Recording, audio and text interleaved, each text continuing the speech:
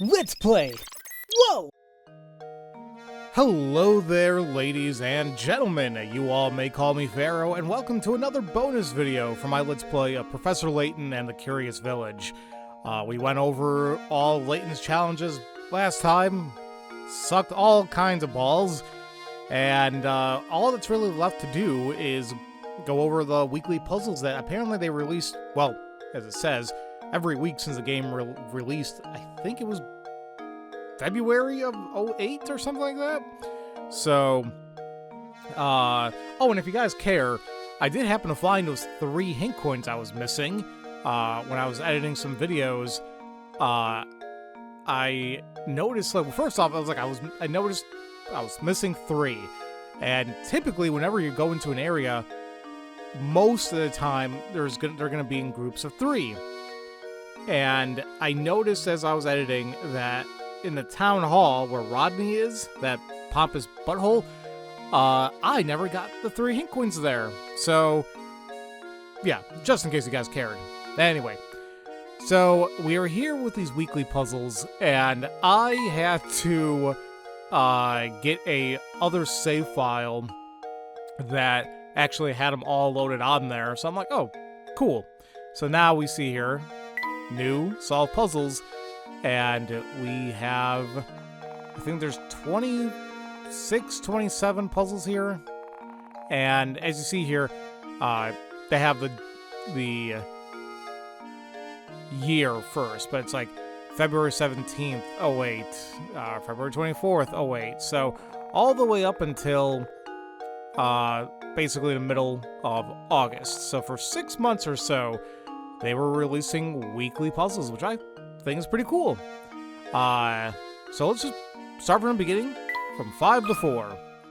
I have no idea like how hard these are gonna be, but we'll see. Oh, it doesn't like this. I don't know. It's always these types of puzzles with white backgrounds. Not happy about. A set of matches are arranged so they form 5 squares. To solve this puzzle, you need to change the number of squares below from 5 to 4 by moving exactly 2 matches. Your 4 squares must be uniform in size, and you must use all your matches when forming the squares. So basically, they still have to be, like, I think, interconnected. Now, I never showcased using hints in the original game, but here, like, you don't have to use a hint coin, and they give you the hint here. Like, oh, original layout, every match is needed to form the 5 squares, so the task of forming 1 less square while still using all the matches might seem challenging. However, you can make things easier by focusing on reducing the number of matches that serve as a side for multiple squares. So that actually is a really huge help there, because it's like, what can we essentially use or reutilize a match where it's not going to necessarily take away from one of the other existing circle sides, you know, and still reduce it down to 4. And I think I kind of already see it. If I move that, and then, ooh, actually, hold on. I think we remove the bottom one. It's gonna be a crisscross, like so. Perfect. There we go. There you go, indeed. Not too bad. Another puzzle solved. For as simple as it seems, this puzzle actually requires a good deal of thought, doesn't it? I will say, out of all the other all the other match puzzles we've had, yeah, I think I would agree. Treasure chests. What the hell was I trying to say? Treasure chests. Although all 6 chests appear to be of equal value, in actuality, one of the chests differs from the rest. Choose the chest that has a different total value.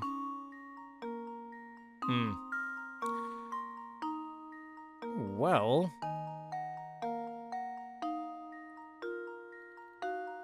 the best way I can kind of think about this is, like, count what types of treasure are in each one, and take it from there, and I think I already see it. It might be D. Because I see an extra blue gem in there. All the other ones have 3. And we can try doing the same for the others. Like I see like 2 heart gems everywhere. I see 2 star gems everywhere. I think I see 4 green in each one, I think. So yeah, this one should be easy enough, should be D. And it was. All right. Luke, here's my answer. All right. I'll gladly take it. Another puzzle solved.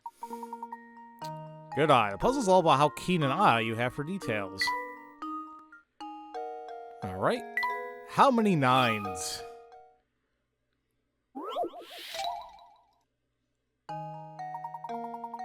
How many times does the number 9 appear within whole numbers between 1 and 100? Oh, well, it's literally just counting. We got 9, we got 19. So basically going all the way up to 89. So I'm gonna count my hand, just make sure I got this. 9, 19, 29, 39, 49, 59, 69, 79, 89. So that alone is 9. And then, well, 90...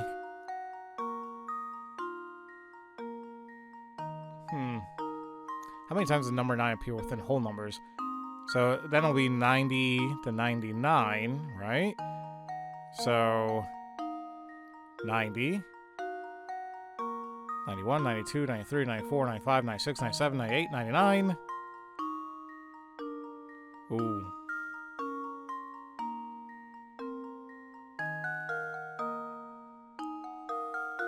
I got 19. I'll take a look at the hint there. There's no trick to this one. No, really. All you need to do is count them up. Yeah, but I still feel like you're screwing me somehow.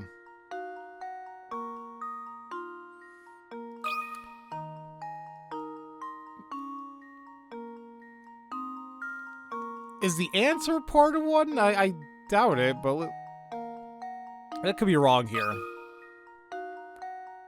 That should do it.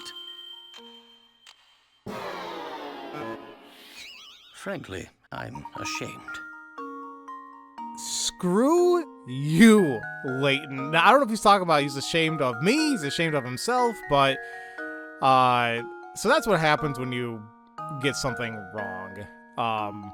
We're probably going to see a lot of that in the future games, because, like I said, Curious Village is the one I played 100% before, so I was more lenient on myself on, you know, how I was playing it, but I don't think I ever did the weekly puzzle. So if it's not 19, I know for a damn fact I counted at least 19. And it says there's no trick to it. Oh, I'm talking about it out loud. I'm like going over the numbers. 99. That's 2 right there. It's 20. You bastards. Okay. Luke, here's my answer. All right, well, there you go. Critical thinking is the key to success. The answer is 20. Even if you try to count the many 9s between 1 and 100, it's easy to mess up and forget one along the way. Yeah, but I mean, you didn't really have to count like that much. But there you go. Aliens? Oh my god. A famous space explorer has just discovered a new planet and landed on its surface to investigate it further.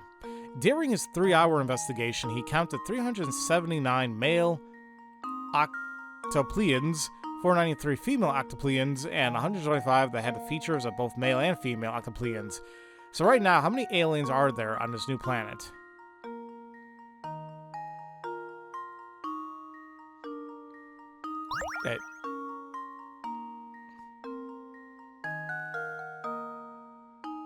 Well, you would think okay, just because of the one we just had, like, oh, you know, it's just counting, you idiot. And I'm like, fine. Even if we try doing that, you know, frankly, I don't know off the top of my head. Although I think I see the trick here, but just to, you know, go along with the story of the puzzle, it would be around 997. That's if we're actually counting. However, there's a reason why they kind of highlighted too. How many aliens are there on this new planet? They really wouldn't be considered aliens. They wouldn't. He would. It should be 1. Hell yeah. Okay, that feels really good. I think I've got it. You tried getting me, you bastards, but I was on to you. Professor, I've solved it. Right, the answer is there's 1 alien, the Explorer. From the Octuplian's point of view, this strange visitor from another planet is an alien as they come. Yeah. Okay. Nose to nose.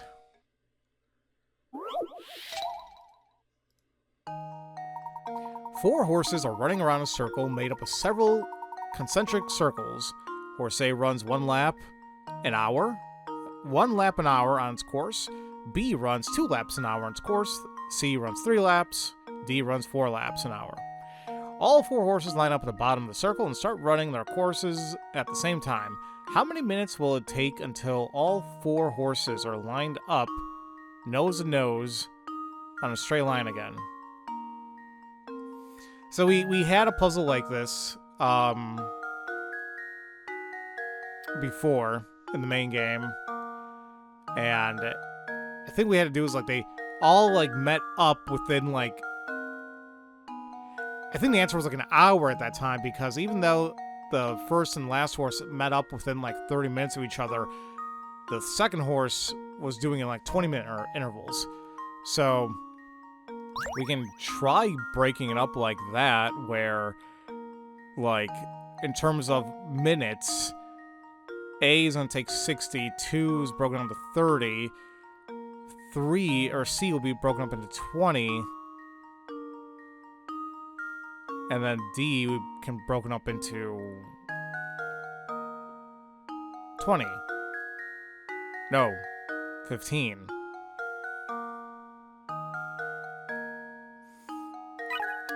It won't even take an hour for the horses to line up nose to nose once more. Yeah, all the horses' noses have to be lined up along the same straight line, but nowhere does it say the horses must face the same direction. Oh, wow, okay. So, if they're talking about this,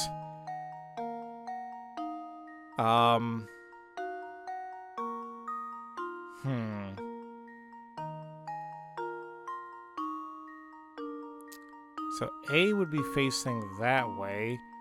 B would probably be facing that way because 30 minutes in. I'm not really sure about C, though. If they do 3 laps an hour, you'd imagine they kind of meet up with somewhere in the 20-minute mark, but I'm not really sure if that's really the case. And D can be broken up to like 15, which then again, I think it'd still be that way. Kind of lining up with horse B, I think. It's horse C that I'm a little bit iffy on. Like, where they would line up.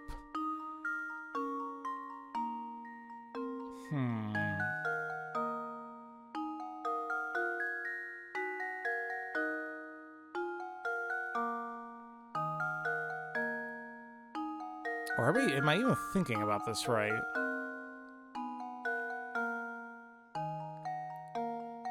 Like, part of me wants to say 30, because I feel like that lines up best for everybody, but I'm still not sure about C. But let's go with 30. That was a number I drew. Okay, so it is 30. How does this sound? But I sure as hell need to see that a little bit more laid out. Layton's apprentice saves the day. The horses will line up nose to nose 30 minutes after they begin running. Despite the fact that 2 horses will be on the far side of the track, the 4 horses will still be lined up nose to nose. Okay. Oh. Oh, I was not thinking about it right. Like, well, that's... Oh. Because I was thinking in terms of an hour. But if I broke it down to 30 minutes...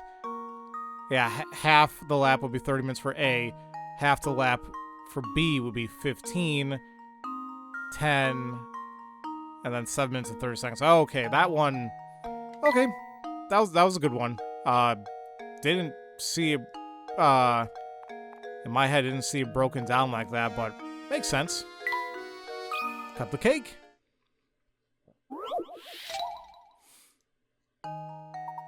When viewed from above, the slice of cake below is an equilateral triangle. Oh, great, geometry.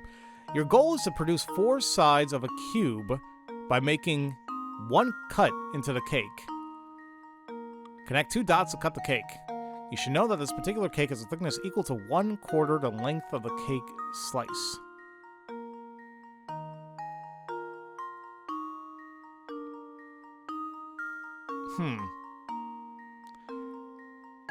And they want me to do what now? They want me to... Your goal is to produce 4 sides of a cube. So not necessarily a square. Going to form a cube out of it. You can only produce 2 new surfaces by cutting the cake. Where do you need to cut the cake in order to make these cross sections appear square? When you figure that out, you're basically got the answer. Recall what the puzzle said about the thickness of the cake. 1/4 the length of the cake. Oh. I think I got it. If the thickness is 1/4 the length, then I think it's more so... Maybe I'm thinking about this right. I don't know, but it's like... The 4 quarters will equal 1 whole thing, I guess. And I'm not sure they're talking about, like, layers to the cake. But... still, where would we essentially want to cut it?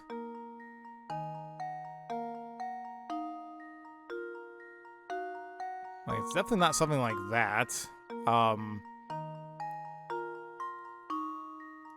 Like, part of me wants to say this, but I don't think... This is probably wrong, but it was wrong. I think I've got it. I don't think I'm visualizing this properly. I've let you down, Professor. Yeah, you let us all down, Luke. When you cut off a piece of cake, your knife creates 2 exposed surfaces. Since you need to produce 4 square surfaces with your cut, you'll need to look elsewhere for the other 2. You need to produce 4 square surfaces with your cut.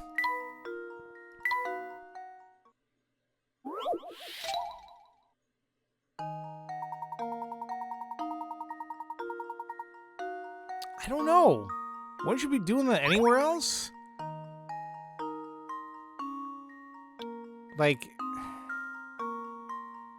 I don't think it's anything crazy like diagonal or anything. But I do think you gotta cut across. But if it didn't like that... No, why... Wait, why the hell did that here's work? My guess. Yeah, this is definitely one I need to Layton's see apprentice saves the day. a little bit more here. So, cut the cake as shown here. So basically cut the top tip off. The 2 newly exposed surfaces along with the 2 additional surfaces from the newly cut wedge of cake give you 4 perfectly square sides of a cube. Once you figure out the thickness of the cake is the same as the length of the corner of the cake, to the first marking, the puzzle is a piece of cake. Listen, all you've succeeded to do right now is I want cake. And I can't have that. Next is a soccer ball.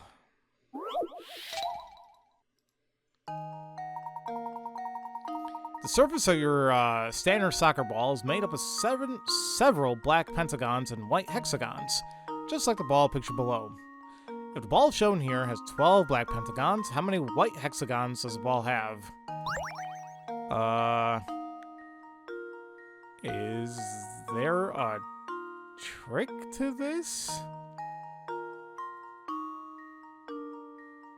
If there's 12 black pentagons, how many white hexagons do you have?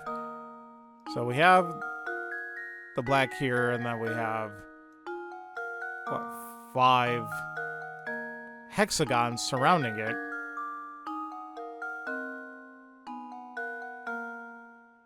Now, obviously, it's not, 12 times 5. That's way too damn much. Because we also got to remember that each one is going to utilize some sides of it. For example, like this hexagon over here, pentagon, excuse me, utilizes 2 of the hexagons for his original black hexagon right there in the middle. So,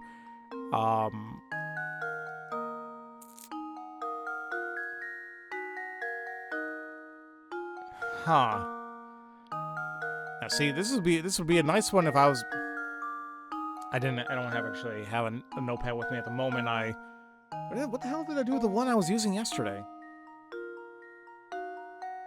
Damn it! I probably put it away somewhere. Anyway, like the best way, at least in my opinion, to kind of solve this is like have like a blown out drawing of it. Obviously, that'll be really easy. But here are some helpful facts to keep in mind. No pentagon shares a side of another pentagon. Right. Also, there are a total of 12 pentagons in a ball. Since every pentagon has 5 sides, there are a total of 60 sides. All hexagons share 3 sides. All hexagons share 3 sides with other hexagons. Yeah, what, 3 though?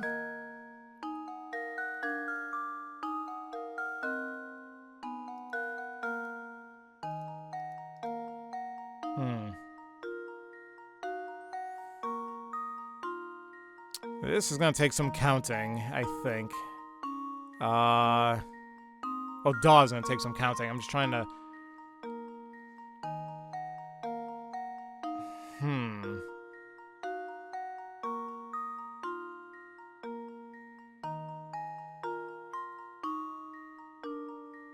I don't... This doesn't sound too bad. I don't know why the hell it's stumping me a little bit.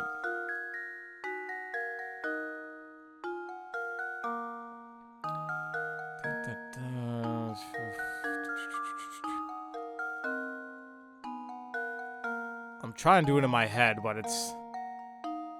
Yeah, you know what? Let me find that freaking notepad I was working on, and I'll be back when I think I solved this. Okay, so I was trying to tackle this various ways. Dumb ways, probably, but... going back to the hint, it mentioned that, there's going to be a total of 60 sides on this ball because we have... what the hell was I going to say? Well, I'm not sure technically there's 60 sides per se, but it's more so that every pentagon, right, has 5 sides. So there's a total of 60 sides. So yeah, I think I was kind of wrong about this, though. But in trying to kind of incorporate that, it also did say that all the hexagons share 3 sides with other hexagons. I don't know if I'm kind of going about this where it's like, do we... They brought up those, there's going to be a total of 60 sides if there's every pentagon has 5 sides and there's 12 pentagons, but it's like, if we try taking that totality of 60 and divide that by 3, incorporating the, 3 of them are going to be shared, then I think there's going to be overall 20 of the white ones, or white hexagons, to be utilized throughout the whole entire ball. I'm not sure if I... Because I really don't know how else to go about this.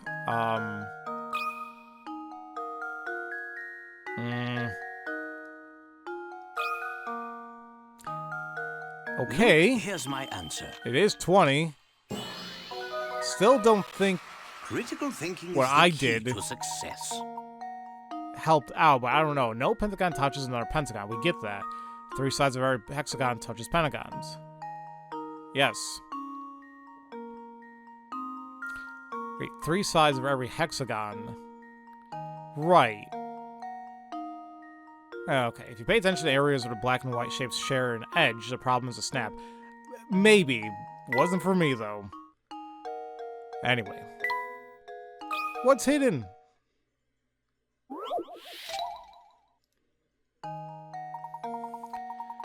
You stumble across a strange painting.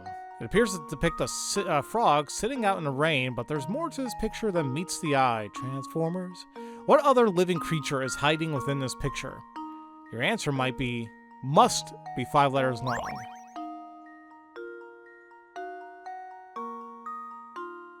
Living creature? First I was gonna say human, because like, I drew it! But the only other thing I could think of is there's a bunch of greenery. There's plants. There's also water. Is water considered... Well, no, I wouldn't consider it a living creature. A plant, though, is a living creature. Right? Let me take a look at the hint, though. This puzzle is all about looking at the picture from a fresh perspective. Try rotating your DS to the side and see what happens. Oh, so maybe it's not as simple as, like, it's a plant! I'm physically turning my head. Ow.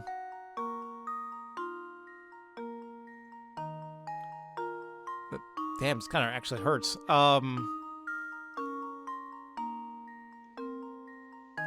There's supposed to be something else there, like, besides a plant? Are you sure? Wait a minute. Oh, yeah. It's kind of creepy, though. Okay, wow. When I turn my head to the right, I wish I can... I kind of want to visualize it for you guys, but it might mess up the recording a little bit, but, you can kind of see it right there, too. I mean, can I draw? Yeah, we can kind of draw on it, like, yeah, it looks like I'm outlining the frog, which makes sense, but once again, turn your head to the right. It looks like, oh, there's an eye, a mouth, a nose. It's a horse. Oh. Okay. Cool. But not N. Alright. That was a good one. I really did think, though, like, it's a plant! It's like, okay. You know, maybe I shouldn't be that obtuse. There you go. Luke, here's That was my a cool answer.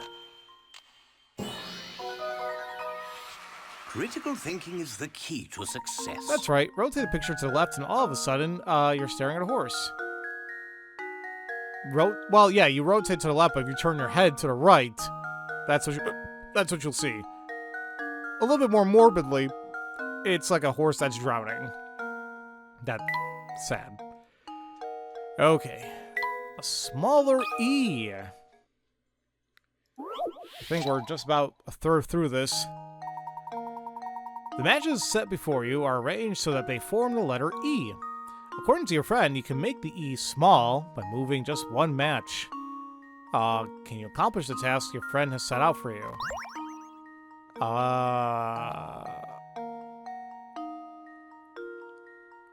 Well, a small E? Like a lowercase?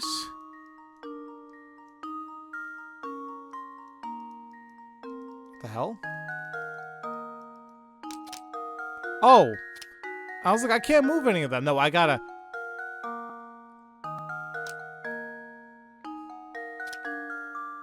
Yeah. What the hell? How the hell is that a puzzle? There we go. Like... Okay. Another puzzle solved. That was weird. Yeah, lowercase e certainly is smaller. Well, how else were they... Were they literally thinking, like... Oh, like, physically smaller? Because I sure as hell wasn't thinking about that. I thought they literally meant, like, a lowercase c. Oh, okay.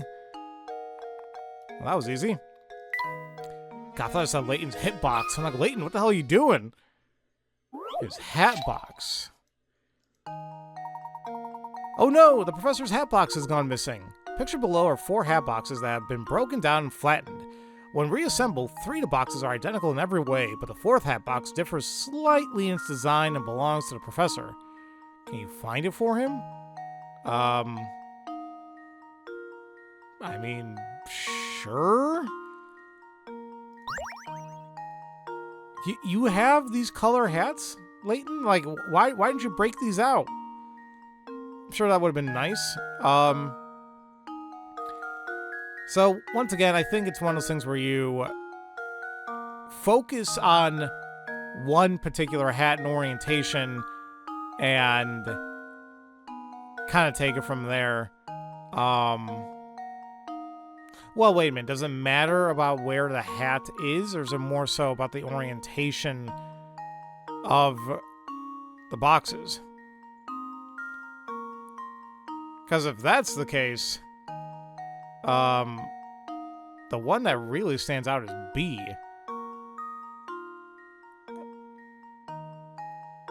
Or no, D really stands out. Damn, why do I... let me take a look at a hint here. Reconstruct the flattened hat boxes in your mind, and you'll immediately see what's different. Pay special attention to the hat patterns on each box. So...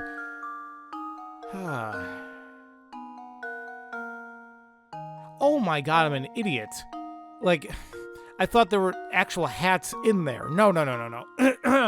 Excuse me. That's just, it's literally the pattern of the box itself. Oh my god. Okay.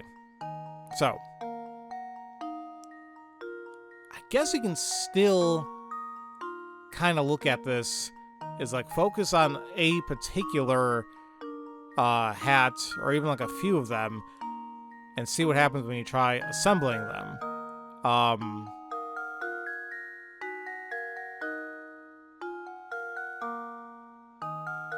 It's a little iffy to try doing, but I can't draw on this either. Ugh. Because at first I was like, oh, it might be D because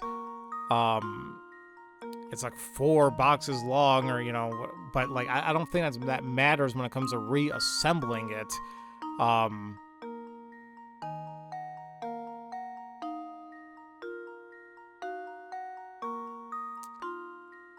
Well, in my head, as I'm trying to do this, I'm trying to look at like the brown and green hat together. Like when it comes back up, like say like the brown hat is like facing you, and like the green one should be to the left of it. Yeah, that actually helps out a lot.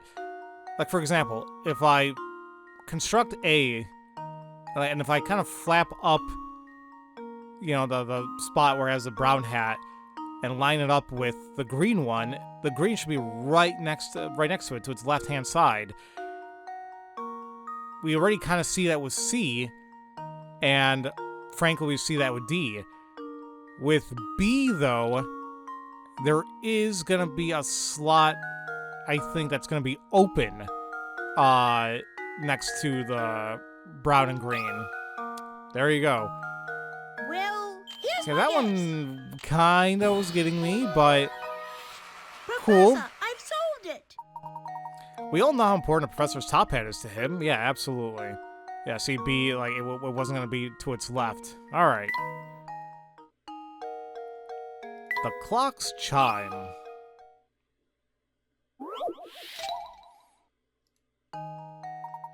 There is a clock tower that rings the time on the hour. It rings the time of the hour every hour. However, this clock tower is special in that it rings the time out very slowly. Each ringing of the bell takes a full 5 seconds. Now to the problem. When a time is 12 p.m., the bell rings 12 times. How many seconds does it take for you to hear the time? Is it not 5? Or, well, I'm trying to think of the game like, you're trying to trick me, but, assuming that they meant the entirety of the 12 times. The easiest thing would be 12 times 5 would be 60. But once again, that seems way too damn easy. We haven't really had a puzzle in this game whatsoever that was just this simple math. So the bell will ring 12 times, and there are 5 seconds between each sounding of the bell. It sure sounds simple, but there's at least one step everyone overlooks at first. Think about what needs to happen in order for you to realize it's 12 o'clock. What needs to happen? It's gonna ring 12 times, isn't it?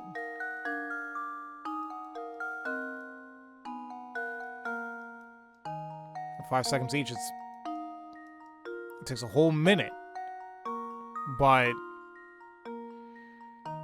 the hint of this thing is too damn simple. So each ringing of the bell takes a full 5 seconds.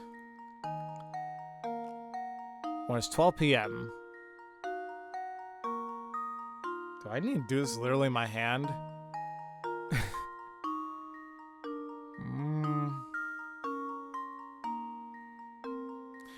Or,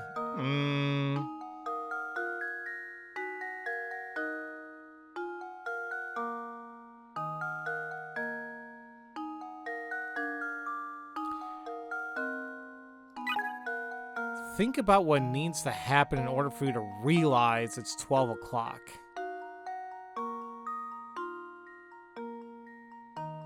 It has to ring a 12th time, doesn't it? Like any time, like, oh, it's 2 o'clock. How do I know? Dong, dong, and then it stops. Like, oh, okay, that must be 2 o'clock. Oh, I just had a rubber ducky moment. You know it's going to ring. Like, after the 12th ring, you're not going to hear any more. You're not...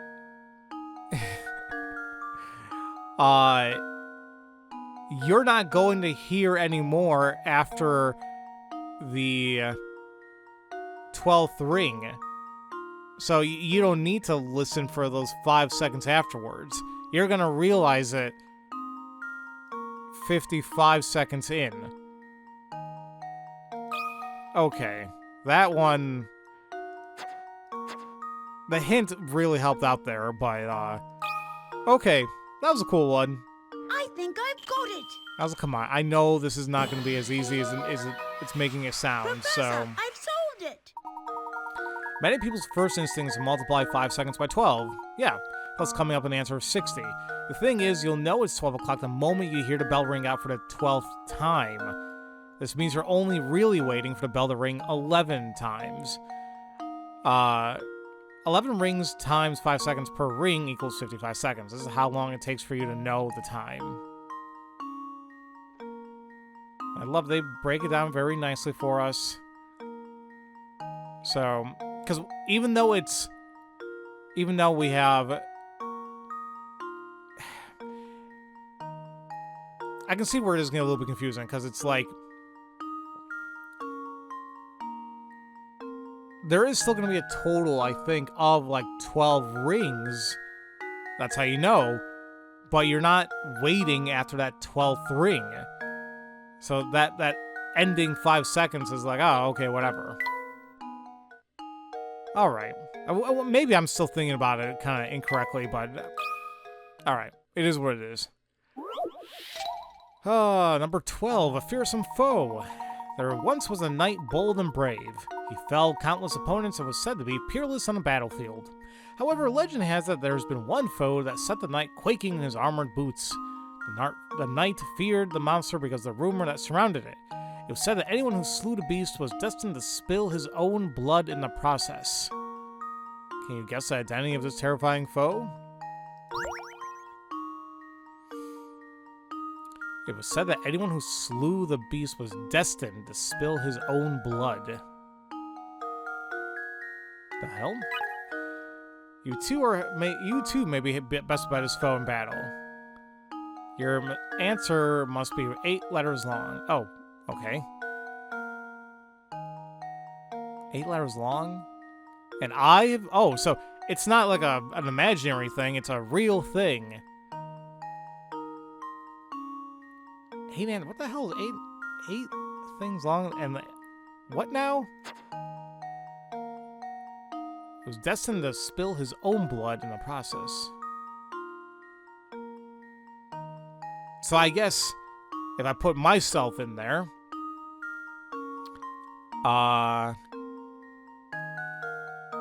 what have I slew? Destined to I spilled my own blood by killing it. Oh, I hate those bastards. Damn it, it got me itchy just thinking about it. I think it's a mosquito. I don't know how to spell it.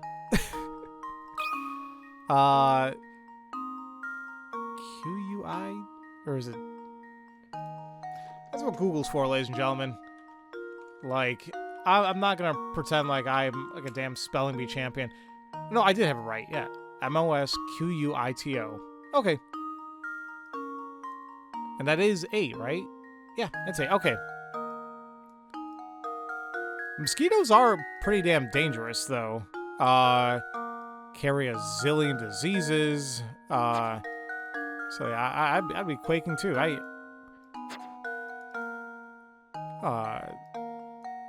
completely understand. I get where the knight's coming from. Can never do a T.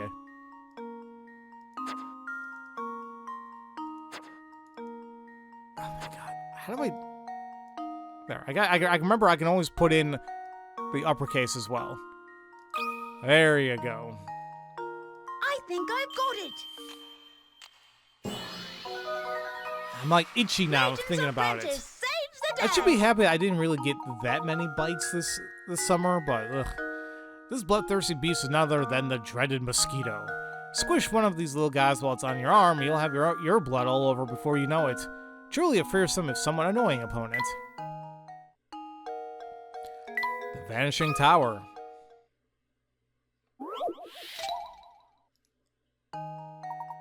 Behold the glorious Eiffel Tower, soaring monument to Paris, the city of light and love. At over 1,000 feet tall, the tower is massive, but there's a way to make the entire structure vanish right before your very eyes by using nothing but 2 coins. How do you accomplish this? Just put it over your damn eyes. What was there? Was there really a trick to that? How does this sound? What the hell? Okay. Layton's apprentice saves the day. Nice job. If you cover your eyes with the 2 coins, any object will disappear. From your field of vision, that is. Yeah, because how...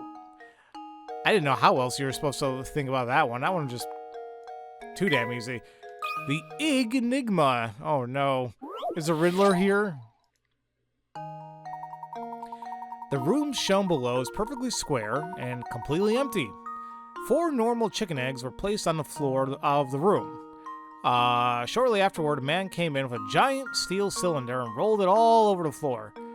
Amazingly, not a single egg was broken in the process. Can you guess where these eggs were placed? The eggs used in this problem are standard-sized eggs, but have been made larger so that you can move them around more easily. Okay.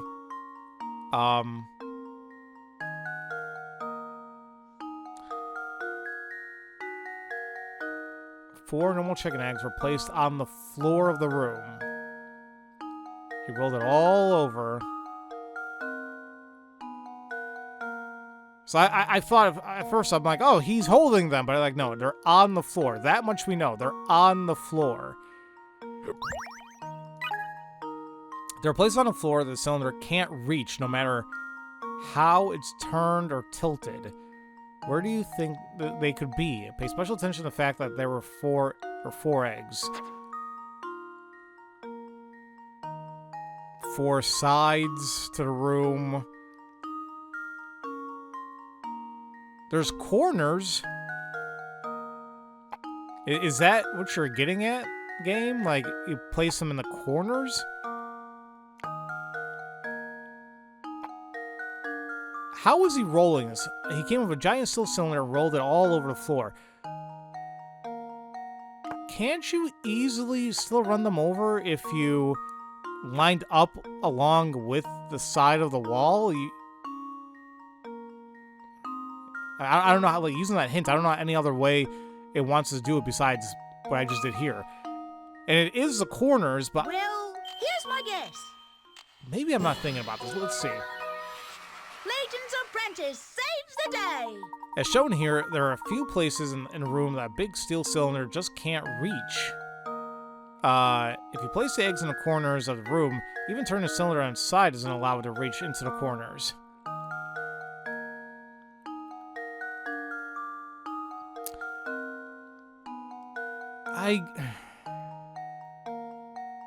I guess I keep forgetting, like, there's still going to be a little bit of a opening,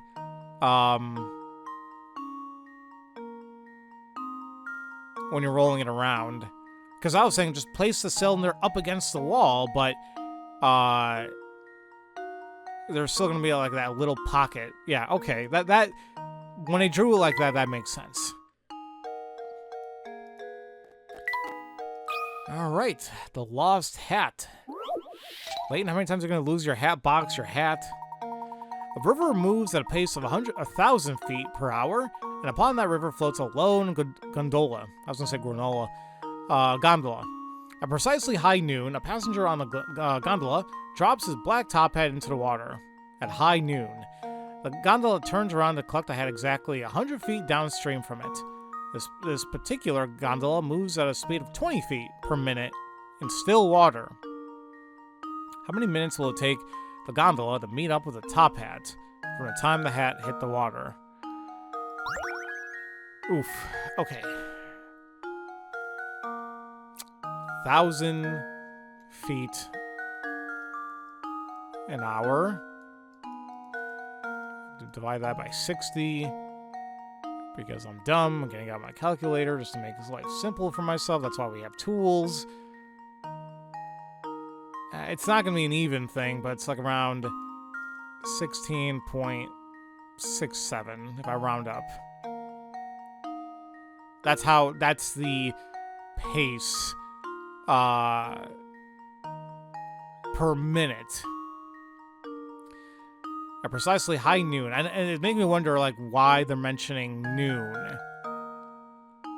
The passenger...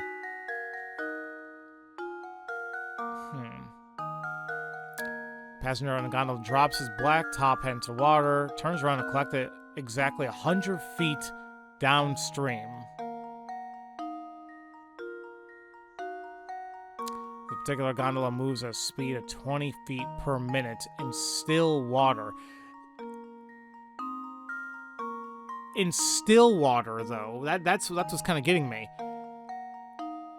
Like, we have to turn around and then we have to go towards the flow of the river. But we're not going against it, we're going with it. So we're actually going to be moving quite faster. So that's just kind of throwing me off a little bit. Because at first it's like, 5 minutes. But I don't think that's it. The river moves at the same speed for all objects floating upon it and affects the hat and the gondola in the exact same way.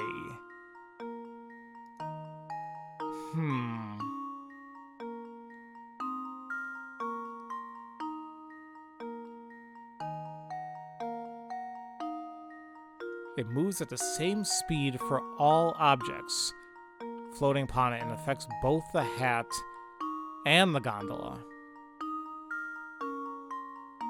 See, I was thinking about it a little bit too extra. I'm like, because we had to turn around and we're going to go a little bit faster. It's The game's telling us, like, no, it's same speed.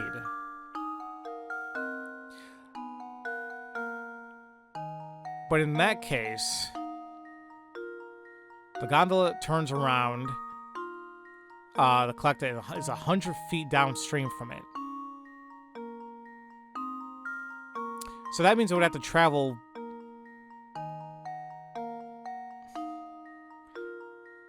The hat itself...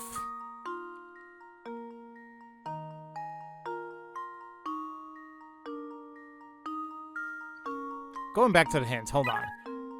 It affects everything, the hat and the gondola, in the same way. So the hat is also traveling, I guess, at,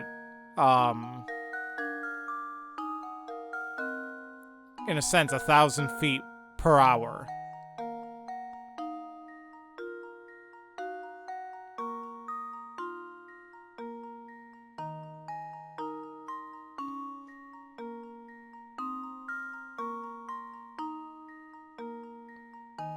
So I think because of that,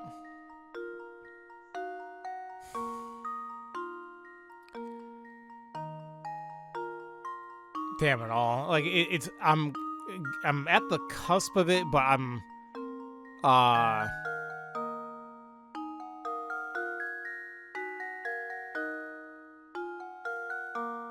because I keep wanting to say, oh, 5 minutes, but I think that's also assuming that the hat hasn't moved in that regard.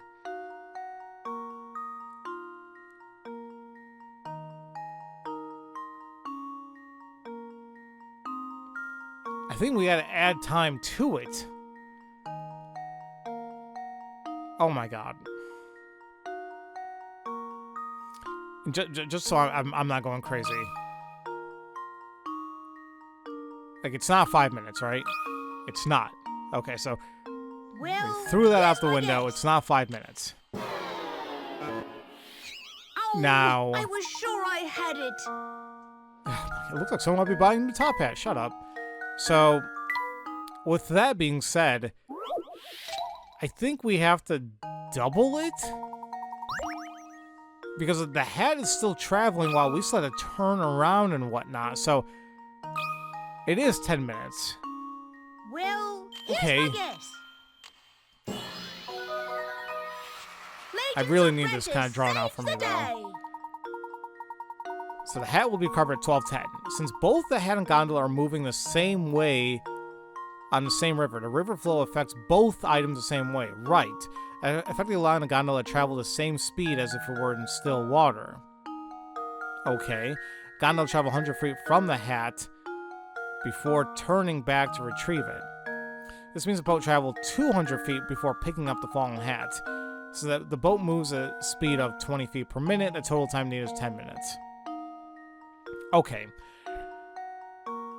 I guess what was tripping me up there was like, oh, did they turn around immediately? Or like, is there a little bit of a thing where, okay, they're still kind of moving while the thing fell.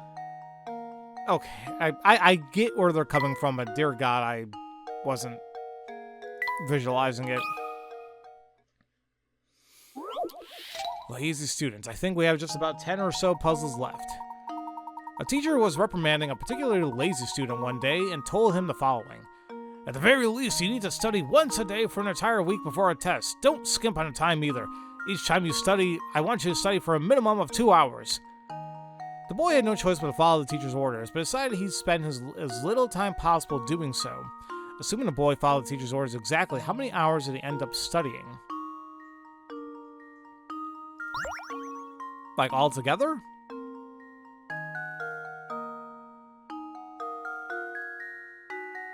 Isn't it 2?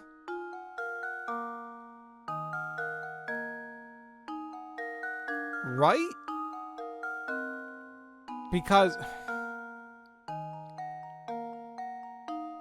Take a look at the hint here. 1 week of 7 days, boys will study 2 hours every day, so the answer must be 14. That's what you think, right? Come on now, what kind of puzzle would this be if that was the answer? What you need to do is brainstorm ways a boy could beat the system. For example, would starting his daily studies at an odd hour benefit him at all?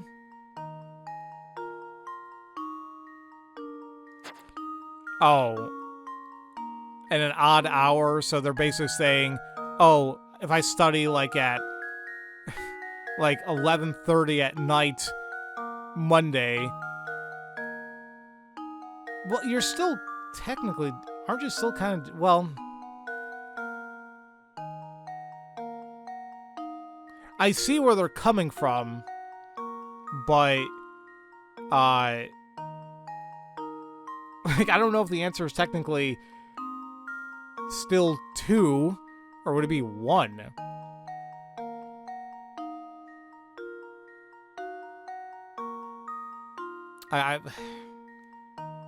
Because they're saying the whole thing about like it's an odd hour.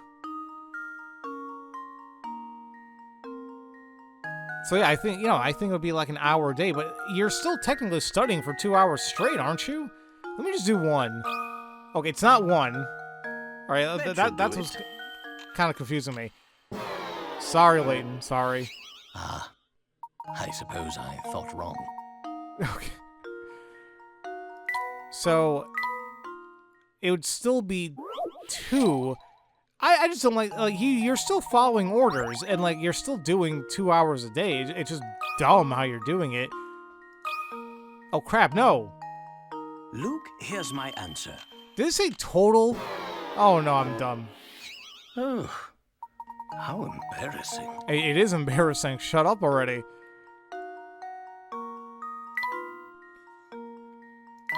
So I think I'm on the right track here. Where it's like, okay, they're saying total, right? Yeah, I'm an idiot there. So if we're going the whole thing where he like broke up like 1 hour going to the next one, then we got Monday, Tuesday, Wednesday, Thursday, Friday, Saturday. I guess Sunday going into Monday. So that would be 8, right? Yes, dear God, I finally got it. My God. There we go. I eventually got Every it, folks. puzzle has an answer. Very clever. If the boy simply takes the teacher's orders at face value, he'd have to spend 2 hours a day studying for a full 7 days, plus studying a total of 14 hours. But if he starts studying just before the day changes and finishes 2 hours later, he can get away with doing a lot less studying. In total, the boy only studies 2 hours every 2 days and 2 hours the last day. So the answer is 8 hours.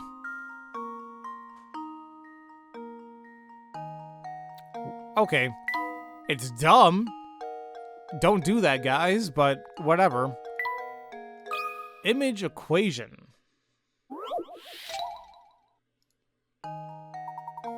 Using the following clues, break the code below and figure out what needs to go in a blank at the bottom of the screen.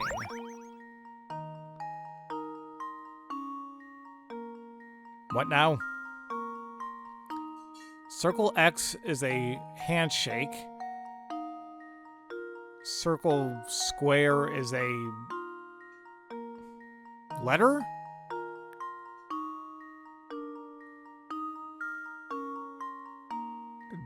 Diamond X is that's a milkshake. So there's 2 shakes there. And then triangle and an inverted triangle is a... What the hell am I looking at? Cufflinks?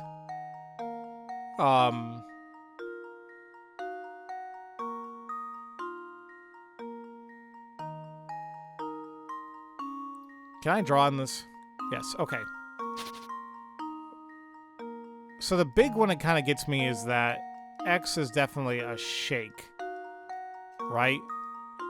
Handshake, milkshake. X is shake.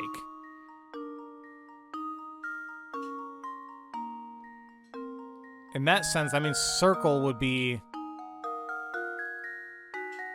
hand, I think. What the hell is square, though? Do we need to know square?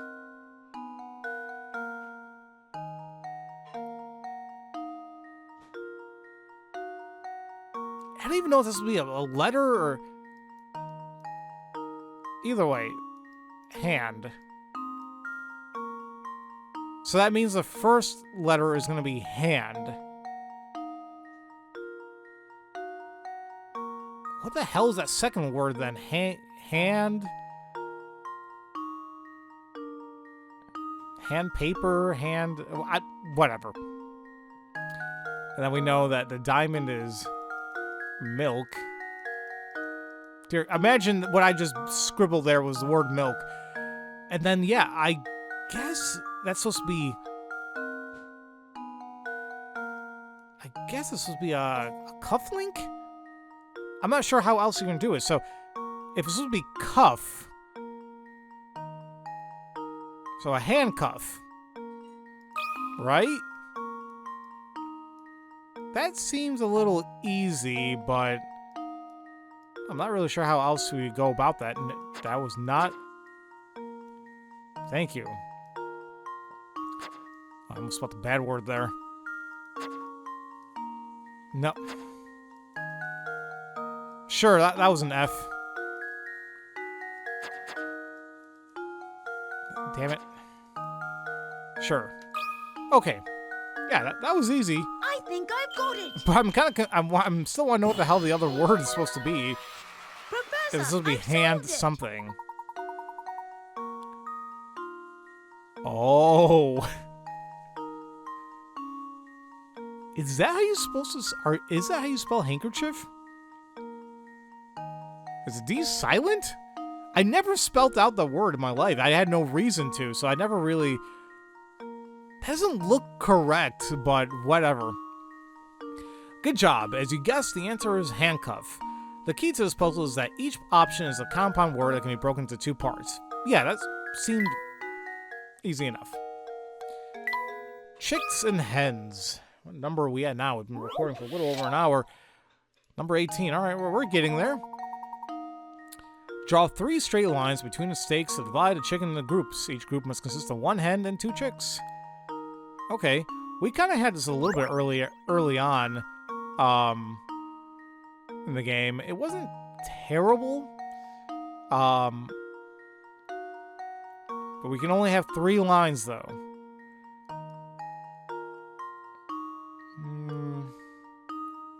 I'm sure we can't, like, hit anything, so that kind of helps out. Well, that's a good one. But it says here, each group must consist of 1 hen, 2 chicks. So I gotta do something here.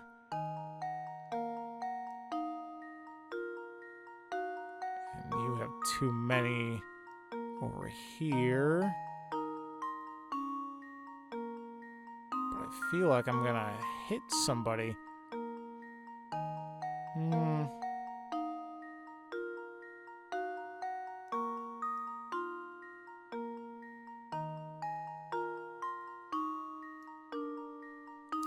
Does that work? Chicken, 2 hens, hen, 2 chicks, hen, 2 chicks, hen, 2 chicks, hen, 2 chicks. Nope, works. Okay. Yeah. How does this sound? Those puzzles aren't terrible. One, because they give you like a Apprentice, save strict the day. amount of lines you have to work with, and there's only so many, not to say there's many possibilities, there's one, and like once you draw 1 line you can kind of finagle. I'm like, okay, how is this gonna work? So now those are some happy chickens. Jersey numbers.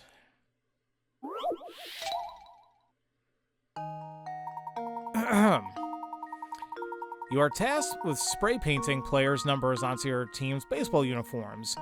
You're prepared 10 paper stencils. Excuse me. Each with a number from 0 to 9. When the stencils come out, you are now ready to paint player numbers on all 6 jerseys. If each jersey has room for 2 horizontally oriented numbers, what's the fewest number of stencils you need to number the 6 jerseys?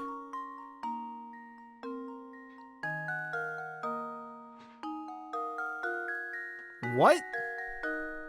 Let me reread that again. Okay, you have 10 paper stencils, each with a number from 0 to 9. When the stencils come out, you are now ready to paint the player numbers. And there's 6 of them. I don't know. Does it even matter that there's 6 jerseys? If each jersey only has room for 2 horizontally oriented numbers. Horizontally oriented. Okay, what's the fewest number of stencils you need to number the 6 jerseys?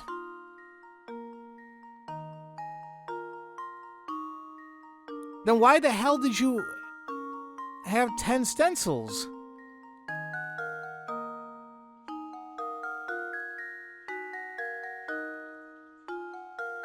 Hold on. In order to number 6 different jerseys, you will need to select 6 numbers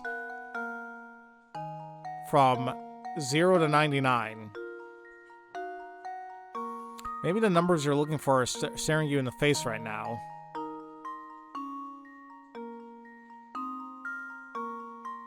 You mean literally right now? Like, from this hint? I see 6, 0, and 99.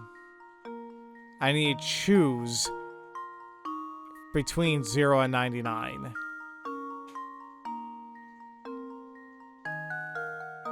Is it 3? Because if it has room for, if it has room for at least 2 horizontally oriented numbers, they don't need to. Although I've seen some places where they do 0, 1, 0, 2, etc. Yeah, I guess you can do 3. Right? There's 0, 6, and 9. Wait a minute. I just thought about it.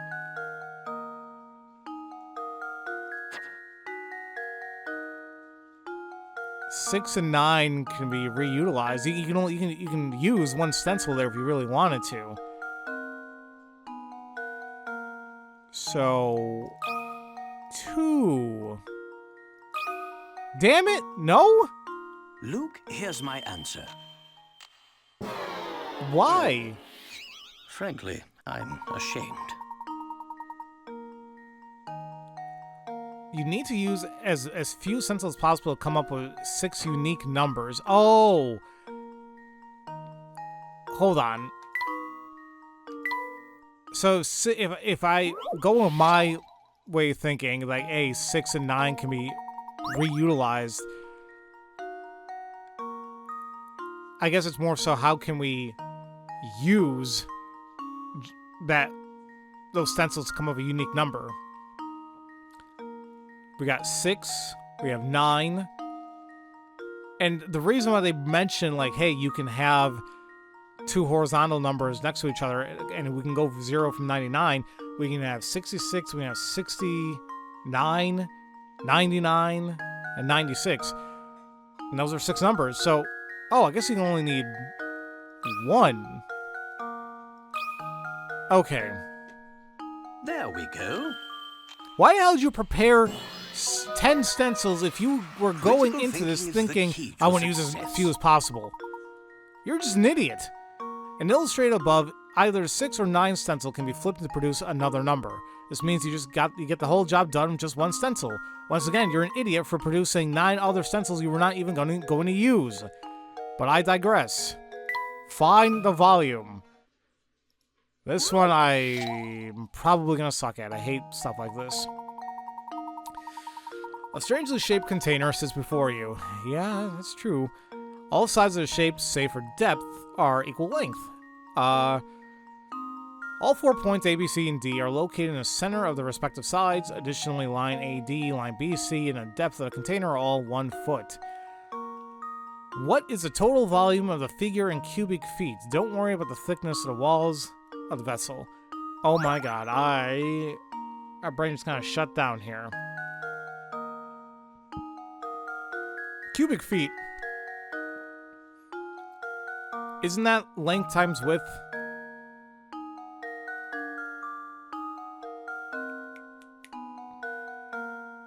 And depth, right? God, I should know this because I literally was just working something like this for work. Well, actually, I wasn't the...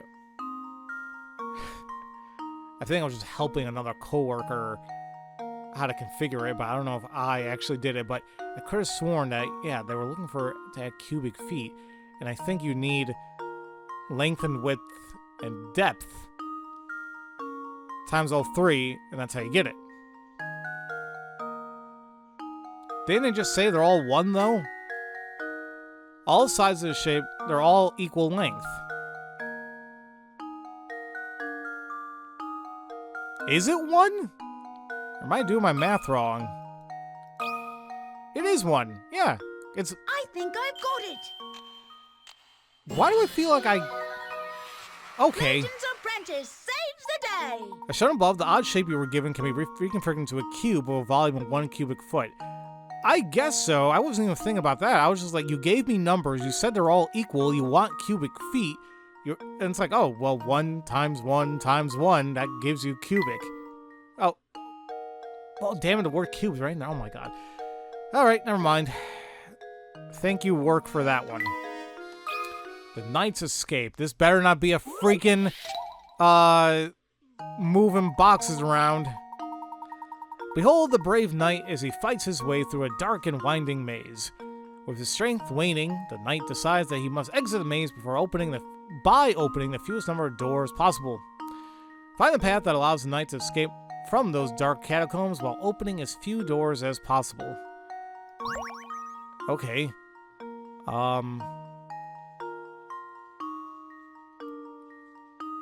Shouldn't be too bad. It's a matter of, like, trying out various things. Oh, yeah, I can't draw on this? Really, game?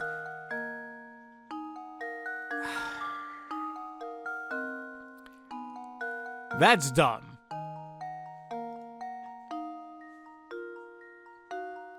Alright, I guess we can start from the left. There's 1 door. Well, okay, hold on. I'm trying to actually think about the goal there. The goal has 2 pathways to reach it. Well, I guess technically 3. So if I use that winding one,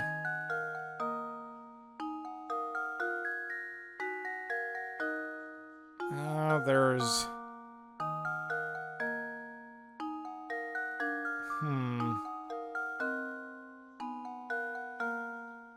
If I go up, so far I used 2 doors, 3 doors, 4. What the hell? That didn't work. Unless I'm not thinking about it right. Hold on. 1, 2. If I loop around to the left, though, 3, 4. So if I follow, like, from the top right going to the left and using the squiggly, that gives me 4 doors I have to open. But if I try something else, if I go up the wiggly thing, that's 2 doors, make a left, avoid a dragon. Instead of opening a door there on the top, if I go down... Hey, that's 3. And that takes me back. Okay. So that might be it.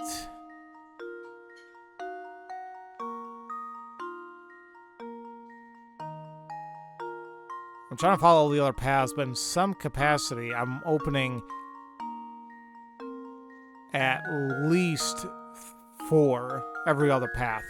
Alright, so How does this sound? Oh, was I supposed to open the doors? Oh. My bad. I thought you wanted me to input the number of doors. Try again. Alright, my bad. It's like the valve puzzle. Like, see, there you go. That's what I meant. So, okay, I can be doing this the entire time. So what I was doing is, like, open that up, open this one up on top there, and then if we loop around to the left, At first, I'm like, oh, just open these two. That gives me 4. However, we go the other way. You could do this too, but once again, that's 4.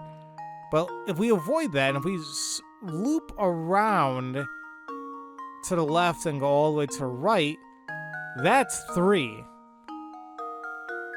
All the other ones I tried doing, I don't think was working. There you go. I think I've got it. I was just, being an idiot about that one. I did it. Yes. Alright. Situation was dicey, but it looks like your brave knight has triumphed again. Lion versus cheetah. We're almost there, folks.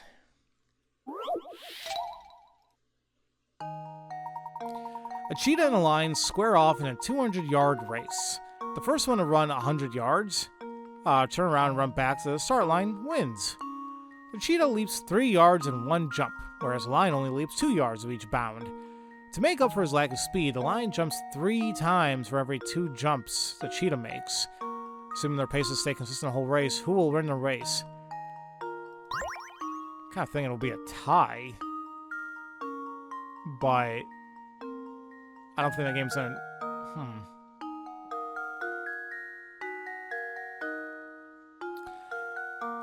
I'm sure, obviously there's... You can figure this out. The game wants you to figure it out.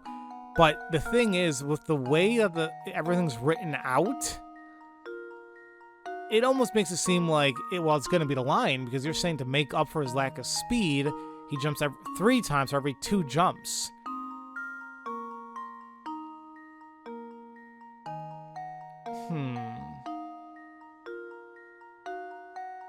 Well, they'll still be at 6 yards, irregardless.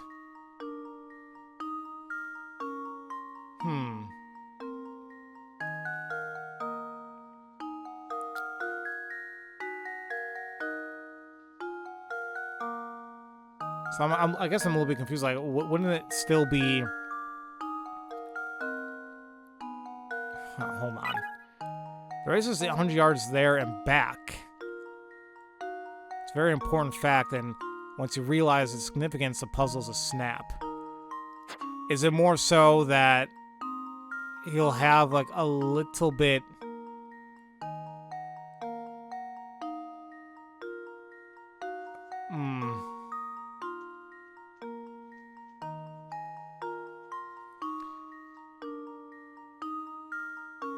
So when the hell did they reach the 100-yard mark?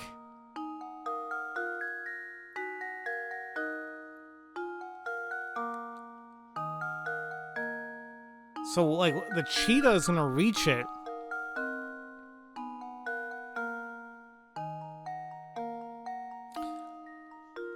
The cheetah's gonna reach it at 99.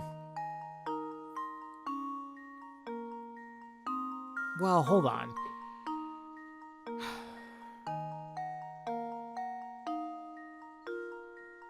Why the hell am I thinking about this all dumb?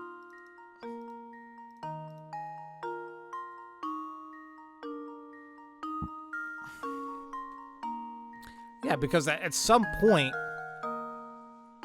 I think the cheetah's gonna eventually reach it. Not at a full 100 yards, but at 99 yards. So are they going to, like, utilize that extra yard going back? And then the lion, because they're actually in intervals of 2...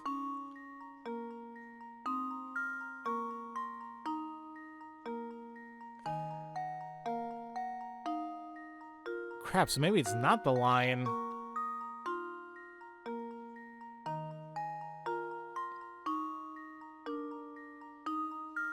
Or is it? Shit, I don't know. My gut instinct is still telling me the lion, just simply because the way how it was spelled out, and it's like, oh, he's making up for it. So like, oh, he'll win. Yeah, that definitely was an eye that I drew. Okay, I mean, this one, you could brute force it. It's like, it's gonna be one of the two. But I am a little bit confused I did it! Yes! at how I was doing this.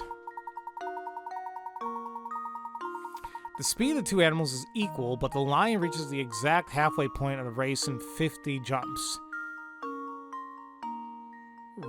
Well, right. But the cheetah won't because he has like that extra yard there. So the final jump, on the other hand, goes 2 yards over the halfway point. That means that when the cheetah turns around to finish the second leg of the race, it'll have to run 102 yards instead of 100 yards. Okay. I was thinking, because they do this in dog shows sometimes where like they'll run all the way to the end of a wall, but they'll like, kind of like jump on it and then go back. I guess I didn't really think about like, oh, if they exceed the 100 line mark, do they have to like turn around? So that was me making a dumb assumption about how this race actually works. Okay. We got our last 4 here. Silence is golden.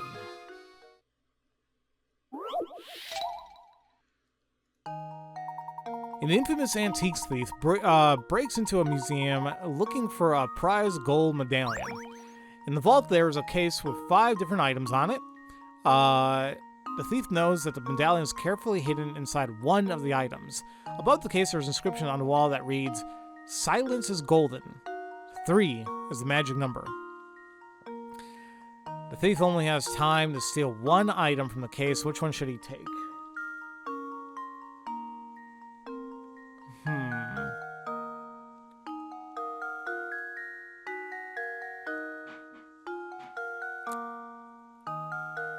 We have a literal hourglass, a bomb, a pair of scissors, a sword, and a bust of a horse. Huh. It's a gold medallion. Silence is golden. 3 is the magic number.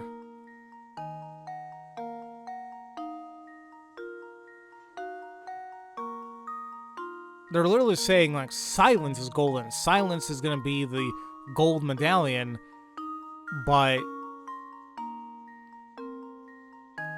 a lot of these make noise.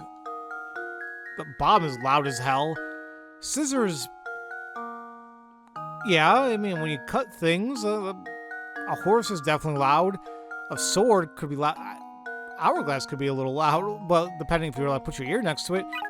Think about how each item is different, and then think about how they can relate to the inscription.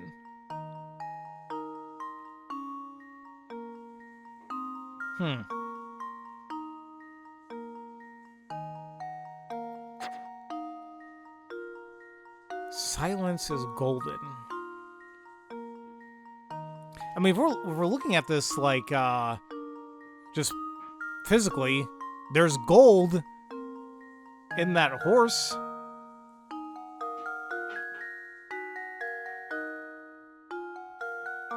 I'm a little bit confused about 3 is the magic number. What?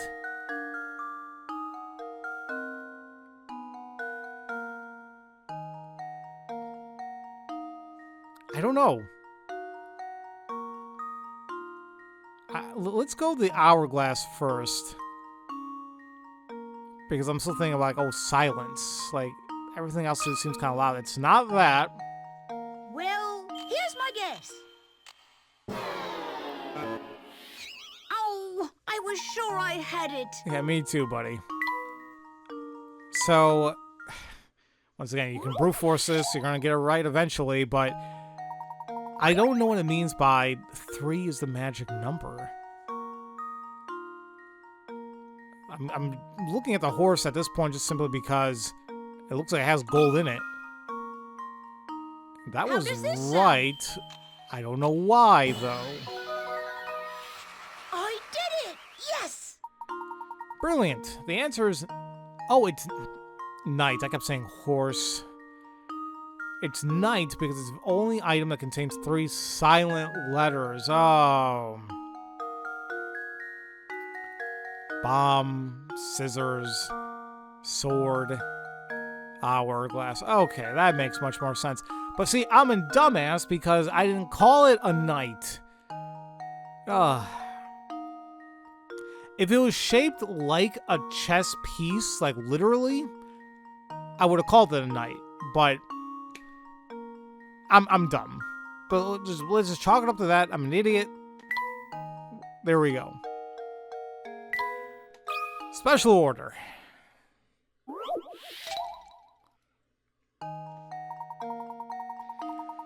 Below is a scene of a man ordering a particular item at a fancy restaurant. What in the world is this man trying to order here? Look at the picture below before you take a guess.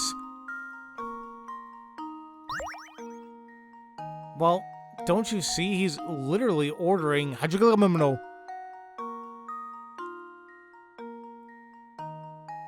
What are you trying to order, you?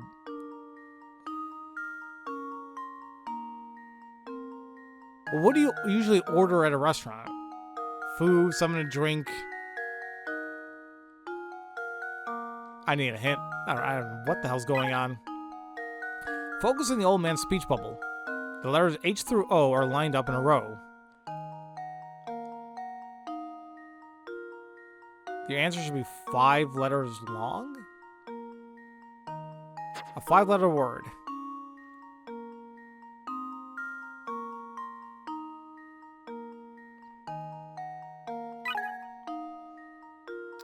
The letters H through O are lined up in a row. Your answer should be 5 letters long. Don't think it's bread. Pasta. H through O. I hate you, game.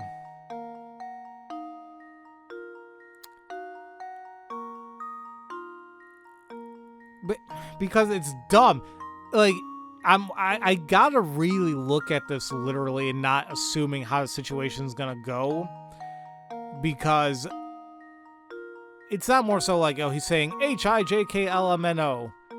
Oh wait, I just realized that's from, I thought it was all random letters. It's literally from the alphabet H. Guys, listen to what I'm gonna say right now. It's going from H to O. I hate you so much.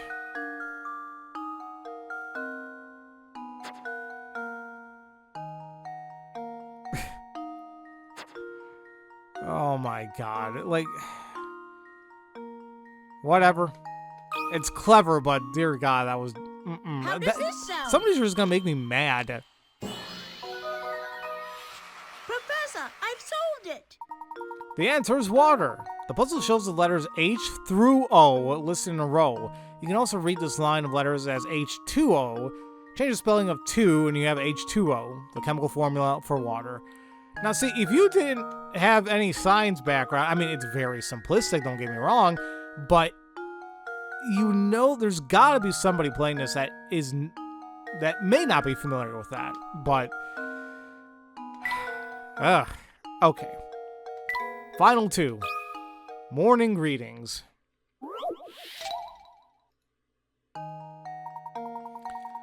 At the edge of town, there is a traditional private school with 10 boys, 10 girls, and a single teacher. The school requires students to show proper respect to the teacher and other students by greeting the teacher and other students with one bow. How many bows could you expect to see on a given morning?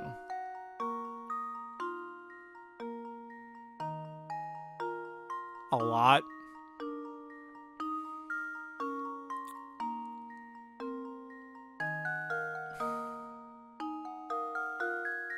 I mean, I wish that was the answer. It's a lot.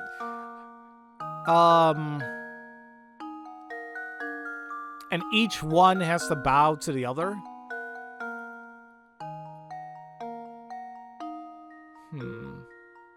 Well, they gotta bow to the boys, girl. The student requires student.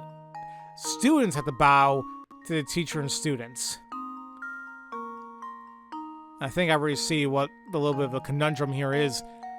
You don't need to... The teacher doesn't need to bow. Right? So wouldn't it simply be 20 times 20? Let's take a little hint there. Each student bows to the teacher and every other student, including the teacher and the students are total 21 people.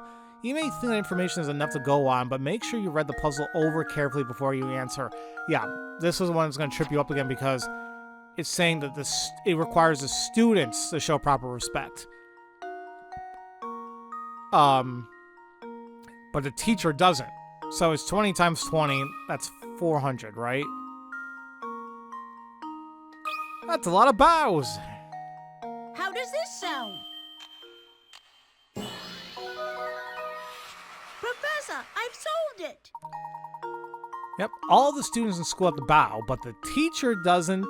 If you remember that, you'll get the following results.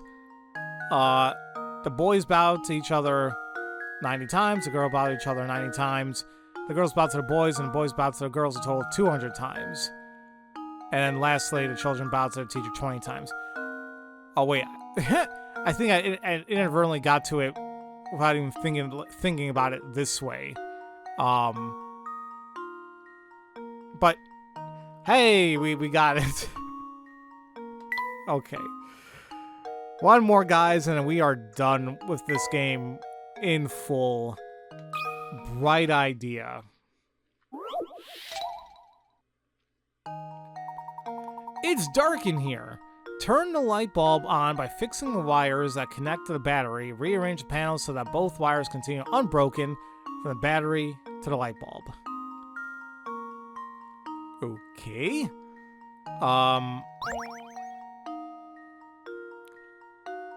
Doesn't sound like it'd be too bad. I mean, some of these we can't use. Like, we can't use that. That's not gonna go there. Obviously not that. So that kind of helps in that regard a little bit. Same thing on top. Like, we're not gonna utilize like something like this. Maybe we could use that, but like that won't work over on the top.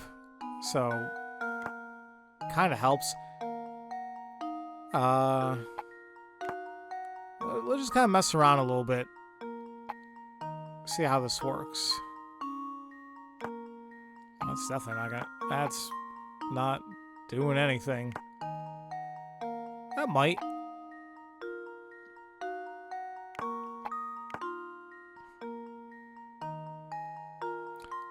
It's probably not this because you probably want it to go somewhere else. Yeah, that...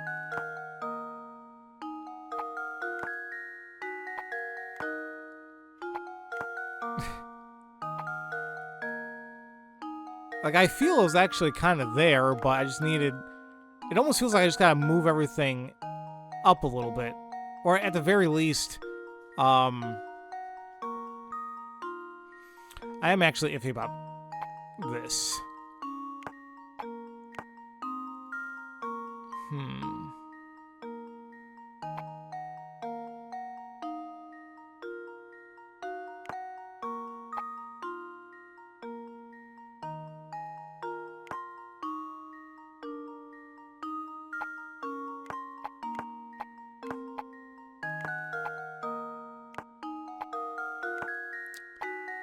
This shouldn't be hard. Get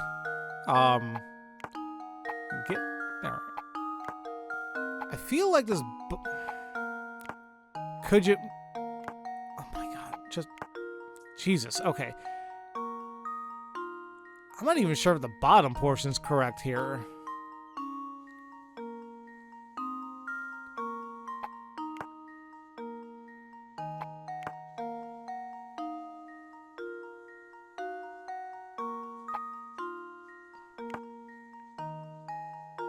Is that even what I used originally?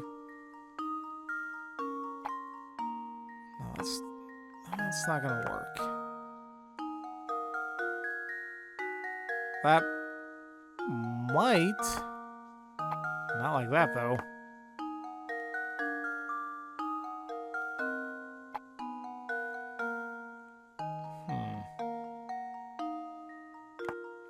I feel like we gotta do something with this.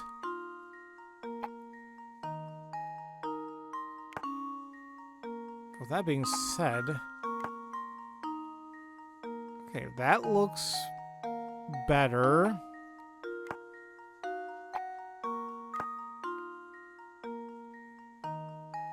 Kind of making an assumption with those.